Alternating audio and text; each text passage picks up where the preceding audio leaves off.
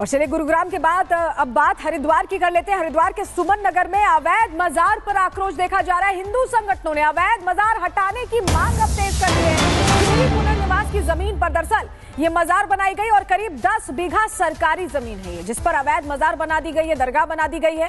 हरिद्वार के डीएम ने इस पूरे मामले में जांच के आदेश दे दिए हैं। तो ये एक और खबर, अवैध मजार बनाने की तस्वीर भी आपको दिखा रहे हैं। सुमन नगर इलाका ये बताया जा रहा है जहां पर ये निर्माण कर दिया गया और ये सरकारी जमीन है।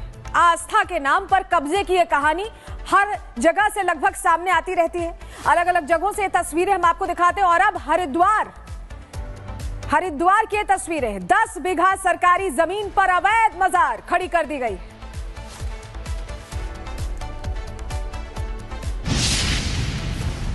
इस मैटर में अभी जो मेरे संज्ञान में लाया गया, जरूर इस पर हम लोग जांच कराएंगे और जो वहाँ पे भूमि के कागजात हैं या जो भी वहाँ पे पार्टीज हैं उनको नोटिस भी सर्व करेंगे और जो भी जांच के बाद आएगा फिर अग्रिम नियमानुसार जो भी कानूनी प्रक्रिया होती है उसको अमल में लाएंगे। इसमें पुनर्वास निदेशक को भी पत्र भेजेंगे और जो भी पट्टे जिसके नाम पे थे उसमें जो कंडीशंस थी उन पट्टों की, अगर वो पट्टे वायलेट हुए हैं, वो कंडीशंस वायलेट हुई हैं तो फिर उस पर भी हम लोग एक्शन लेंगे।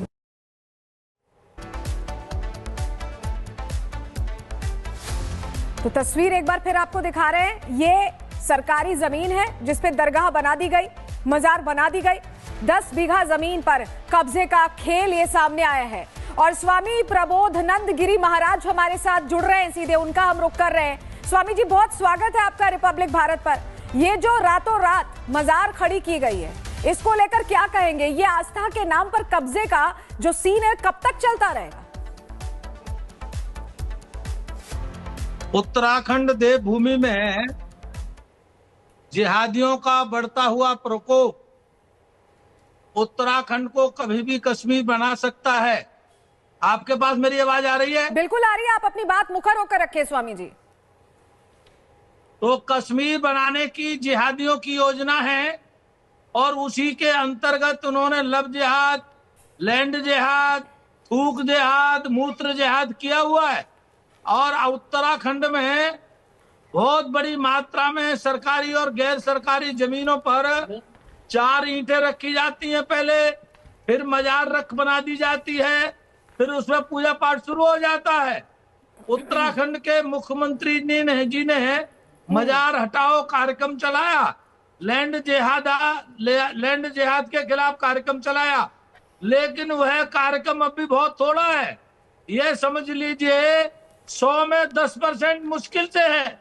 90% मजारें आजकल हमको खूब अच्छी तरह से मोह चिढ़ा रही हैं। पूरे देवभूमि को इन्होंने नरक भूमि बना रखा है और इन्होंने लैंड जिहाद का अभियान चला करके। ठीक है स्वामी जी, आप बता रहे हैं ये पूरा खुलासा हो गया और हम ये भी देख रहे हैं कि धामी सरकार पहले से ही एक्टिव है, पहले से ही कदम उठाती रही है। तो आप लोग अब क्या शिकायत करेंगे इस मजार के खिलाफ? आप लोगों का अगला कदम क्या रहने वाला है?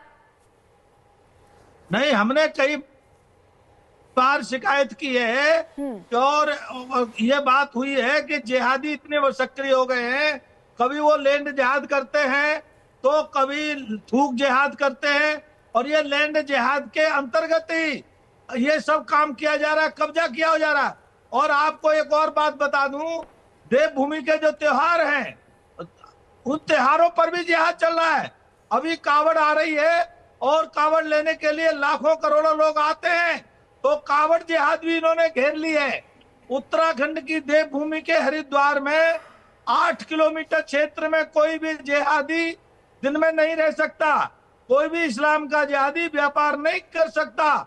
लेकिन आपको आश्चर्य होगा कि यहाँ पर मुसलमान खुलेआम कावड़ का व्यापार करते हैं, कावड़ को अपवित्र करते हैं मूत्र जिहाद और थूक जिहाद के द्वारा, और पूरे हरिद्वार में नंगा नाच करते रहते हैं। आए दिनों कावड़ियों का उत्पात बढ़ता जा रहा है। सरकारी नियंत्रण अभी कम हो गया है। ये इस बात से पता लग रहा है कि अंग्रेजों के समय बनाया हुआ कानून है, आज का कानून नहीं है।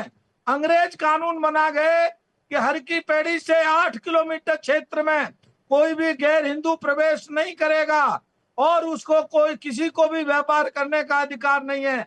लेकिन कावड़ के दिनों में आप देखेंगे पूरा हरिद्वार इस्लाम के जिहादियों से लेकिन आपको क्या लगता है कि आगे क्या एक्शन होना चाहिए, क्या कार्रवाई होनी चाहिए? होता है, कावड़ जी। को अपवित्र किया जाता है और कावड़ के में जो है बिल्कुल लोग श्रद्धा भाव से आते हैं, उनके भोजन में मूत्र बिल्कुल। और रातों रात यहाँ पर जिस तरीके है। से अवैध निर्माण खड़ा कर दिया गया, सवाल तो खड़े हो ही रहे हैं, लेकिन आपको क्या लगता है कि आगे अब पूरे मामले में क्या एक्शन होना चाहिए?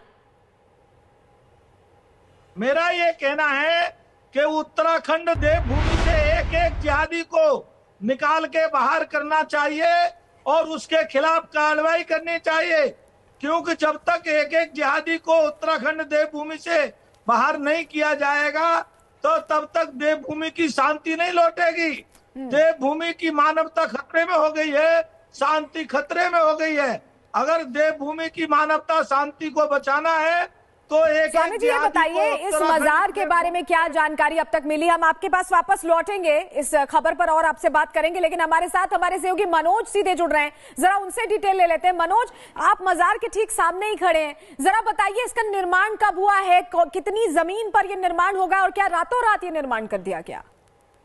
बिल्कुल, देखिए इस तरह भी मौजूदगी उसी दरगाह पे है जो यहाँ पे अवैध रूप से बताई जा रही है। करीब 10 बीघे की लैंड है जहाँ पे ये रातों रात जो अवैध बाजार थी ये यहाँ पे खड़ी करी है। आप देख सकते हैं इसके पीछे का जो पूरा मंदिर, करीब ये जो अभी दरगाह है यहाँ पे 50 स्क्वायर फीट से लेकर जो इसकी जो चौड़ाई है वो 20 फीट बताया जा रहा है। यहाँ पे ये रातों रात खड़ी गई थी। ये कहीं ना कहीं प्रशासन के ऊपर भी एक बड़ा सवाल खड़ा होता है कि जब इतना बड़ा कर दिया जाता है यहाँ पे जो सरकारी भूमि होती है उसके बावजूद भी यहाँ पे प्रशासन क्यों नहीं जागता। लेकिन कहीं न कहीं जिस तरीके से उत्तराखंड के मुख्यमंत्री पुष्कर सिंह धामी ने इस बात को कहा था कि यहाँ पे जीरो टॉलरेंस नीति पे काम किया जाएगा, तमाम जो यहाँ पे अवैध कब्जे उनको हटाया जाएगा, उसके बावजूद भी यहाँ पे जो अवैध कब्जे है वो यहाँ पे साफ तौर से देखे जा सकते हैं। यहाँ पे जो इसका संचालन करते हैं वो भी हमारे साथ मौजूद है, इनसे भी हम बातचीत कर रहे थे कि कब से इसका संचालन आपके द्वारा किया जा रहा है और किसकी ये जमीन है?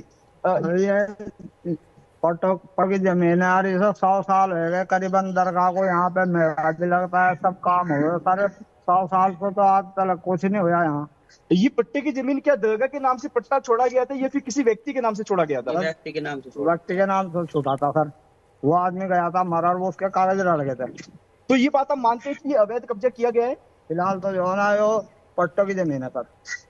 बिल्कुल, देखिए जो संचालक है वो खुद इस बात को कबूलते हैं कि ये जो पट्टा था किसी एक व्यक्ति के नाम से किया गया था। जब टीवी बंद बनाया गया था तो यहाँ पे फसलों के लिए तस्वीरें भी आप इसी से जुड़ी दिखा रहे हैं। बहुत बहुत शुक्रिया मनोज आपका, और हमारे साथ स्वामी प्रबोधानंद गिरी जी भी जुड़े थे, आपका भी बहुत बहुत शुक्रिया।